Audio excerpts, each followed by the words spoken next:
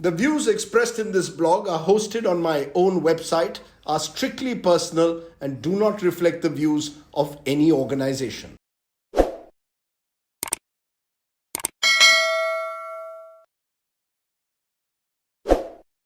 Hello and welcome friends once again to Straight Bat, my weekly video blog where, as the title suggests, I comment with a straight bat. Namaskar. Now my blog this week is on the new parliament building that's going to be inaugurated this weekend. Typically of the hyper-polarized times in which we live, the inauguration is not without controversy. So officially the cost, as per a reply to the Lok Sabha, for this new grand parliament building is 972 crores, which we are reliably informed has subsequently been increased by nearly 300 crores. In truth, my friends, no one is quite certain about what the final costs of the new parliament building will be. The other question, of course, is do we really need a new parliament building? Most experts one speaks to do suggest that given the pressure on the beautifully designed but creaking parliament building that exists, that was commissioned way back in 1927, and the possibility of India adding more MPs after potential delimitation in 2026, we do need a larger, more efficient parliament building. But I will leave that debate for all the designers and architects. There are other political swirling controversies that I want to look at for a moment. The new parliament building is being inaugurated on the birthday of Vinayak Damodar Savarkar, V.D. Savarkar. Now, Savarkar is a contentious figure. He was a true revolutionary in the early part of his life, wrote a major book on the 1857 War for Independence, and later in life became a Hindutva ideologue and a divisive figure. While Savarkar was a patriot, he wasn't a parliamentary democrat. In an ideal world, therefore, in my view, the new parliament building deserves to be associated with the name of Dr. Baba Sahib Ambedkar above all else, who drove the constitution-making project, and Jawaharlal Nehru, who in 1952 as Prime Minister took what was then described by his critics as the greatest gamble in history by giving the country universal adult franchise and free and fair elections. Better still, my friends, I believe this parliament building should have been identified above all else with the citizens of this great country. If a date had to be chosen, then choose 26th November, which is Constitution Day. That, in my view, would have been better. But by choosing the birth date of a Hindutva ideologue like Savarkar, it only shows that political Hindutva is on the ascendant, and it also tells you about the journey the country is now taking since 1947. In recent times, we are moving slowly but surely towards a vision of a Hindutva Rashtra as opposed to a Republican constitution. Now, this isn't the only swirling controversy. Should Prime Minister Modi inaugurate the parliament building, or should it be President Draupadi Murmu? About 19 opposition political parties have said they will boycott the function because Mr. Modi is going to inaugurate the parliament building. Now, if you went strictly by constitutional propriety, then it should be the President of the country as the head of state. If, however, you go by the will of the majority, then it should be Prime Minister Modi. You could argue the leader of the ruling party in the Lok Sabha. You see, Mr. Modi can claim that as the leader of this large BJP party, the largest party in the Lok Sabha with more than 300 MPs, he is the country's Neta number one, the chief executive.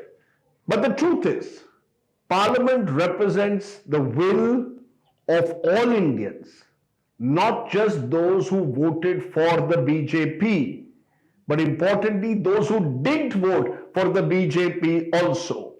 In an ideal world, therefore, the inauguration of a building as sacred as Parliament should symbolize the coming together of all parties, not the dominance of this one leader, one nation narrative.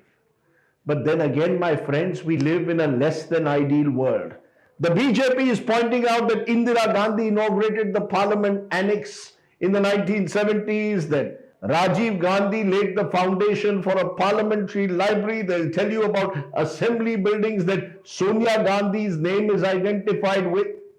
Well, we are in the age of whataboutery, and our netas have refined this to a fine art.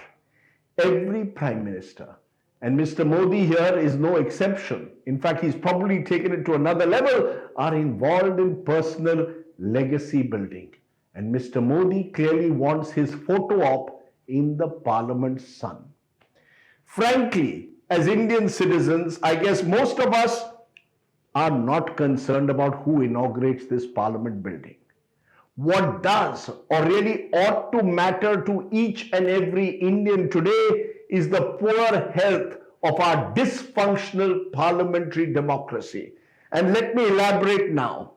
According to the PRS legislative data, the number of parliament sittings have halved since the 1950s and 60s, and the last 8 sessions of parliament have ended up ahead of schedule.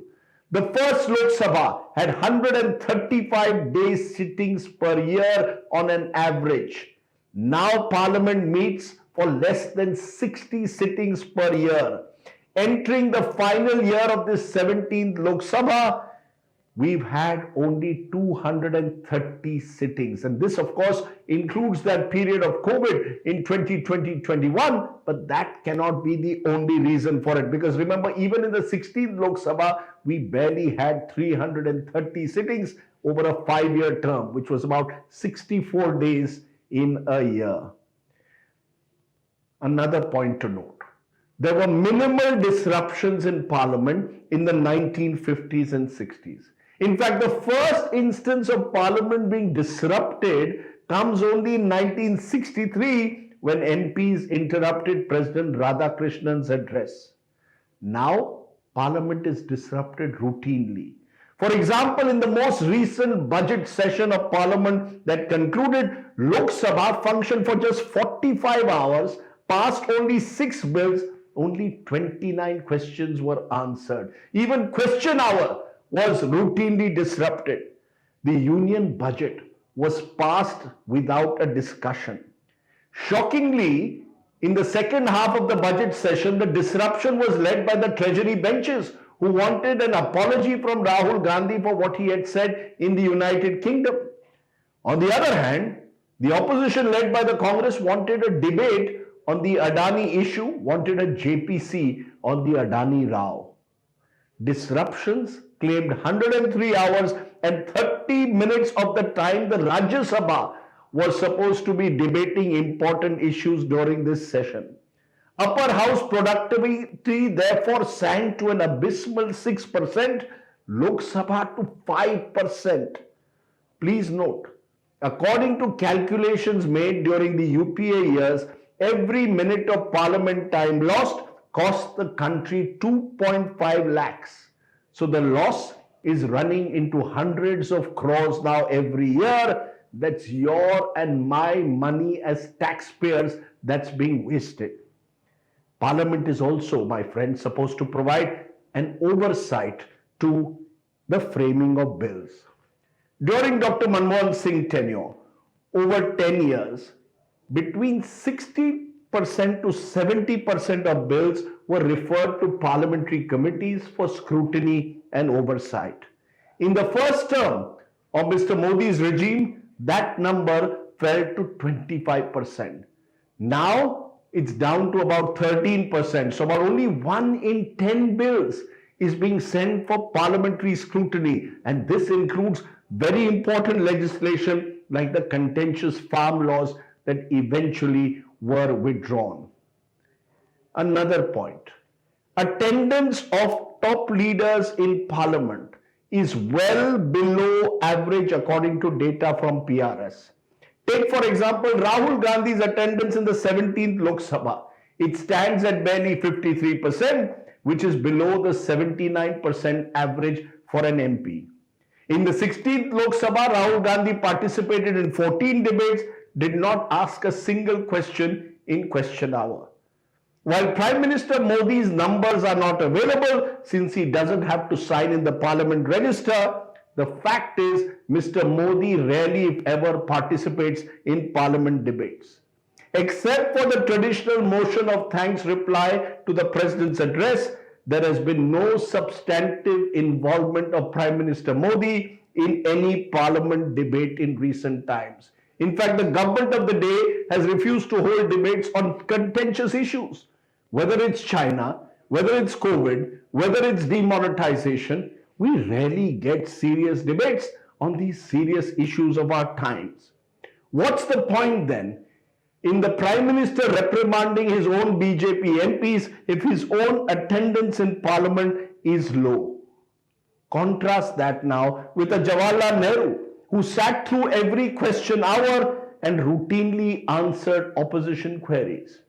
Or indeed an Atal Bihari Vajpayee who built his reputation as a leader as a parliamentarian first.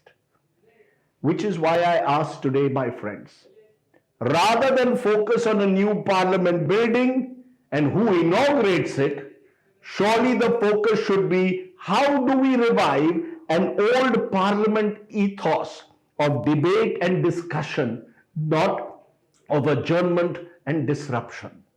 If Mr. Modi truly wants his name to be identified with a new parliament, then he should be engaging with parliamentarians on both sides of the aisle more regularly, find solutions and revive the culture of parliamentary debate, and yes, attend parliament regularly. Else, it will be yet another classic case of putting style over substance, of event management more than any genuine attempt to course correct and revive parliamentary democracy. A final point. As a journalist who first covered Parliament in the 1990s, let me reveal my own sense of disappointment. One of the great traditions of our Parliament was to provide senior media persons access to Central Hall, where MPs and even ministers would engage and meet freely and converse in an informal setting. This is where journalists over cups of chai could get all their information and behind-the-scenes stories that would only increase the knowledge of the goings-on in the power corridors. Now, first using COVID as a pretext, the Lok Sabha Secretariat has decided not to allow journalists access to Central Hall. COVID is over, but the Central Hall access is still denied. The truth, my friends, is this. The Modi government wants to keep the media away from parliamentarians because it wants to control the news and information flow. The new parliament, I am told, has nothing remotely similar to the Central Hall of Parliament. Therefore, the media will be once again kept at a distance.